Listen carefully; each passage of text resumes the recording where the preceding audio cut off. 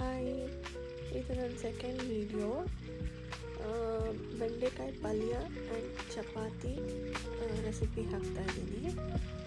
ಇವಾಗ ಬೆಂಡೆಕಾಯಿನ ಸಾಲ್ಟ್ ಹಾಕಿ ಕ್ಲೀನಾಗಿ 2 to 3 times wash ಆಗ್ತಿದೆ.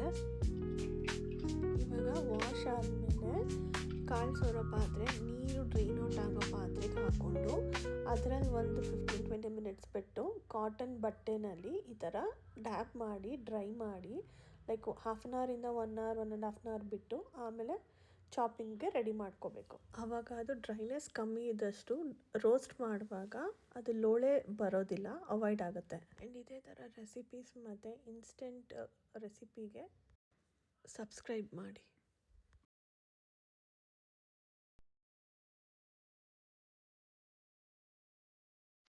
ಇವಾಗ ಕಟ್ಟಿಂಗ್ ಆಗಿದೆ.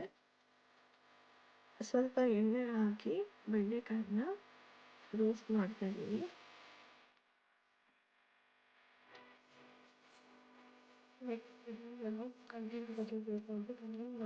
ಸಬ್ಸ್ಕ್ರೈಬ್ ಮಾಡಿ. ಇವಾಗ ಆನಿಯನ್, ಟೊಮೆಟೊ, ಕರಿಬೇವು ಇದಿಷ್ಟು ರೆಡಿ ಇಟ್ಕೊಂಡಿದ್ದೀನಿ. ಅದೇ ಬಾಣಲಿಗೆ ಆಯಿಲ್ ಹಾಕಿ ಸಾಸಿವೆ, ಇವಾಗ ಕಟ್ ಮಾಡ್ಕೊಂಡಿರೋ ಆನಿಯನ್ ಮತ್ತು ಕರಿಬೇವು ಹಾಕಿ ಅದು ಫ್ರೈ ಮಾಡಿಕೊಂಡು ಸ್ವಲ್ಪ ಕಲರ್ ಚೇಂಜ್ ಆಗಬೇಕು, ರೋಸ್ಟ್ ಆಗಬೇಕು. ಆಮೇಲೆ ಟೊಮೆಟೊ ಆಡ್ ಮಾಡ್ಕೊತೀನಿ.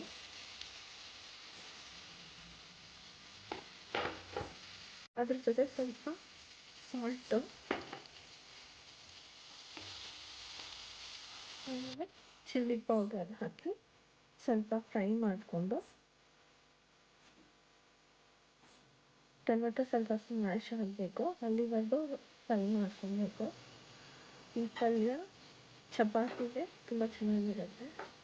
ಸೊ ಚಪಾತಿ ಕಾಂಬಿನೇಷನಲ್ಲಿ ಪಲ್ಯ ಮಾಡ್ತಾ ಇರೋದು. ಇವಾಗ ಬೆಂಡೆಕಾಯಿ ಆ್ಯಡ್ ಮಾಡ್ಕೊತಾ ಇದ್ದೀನಿ.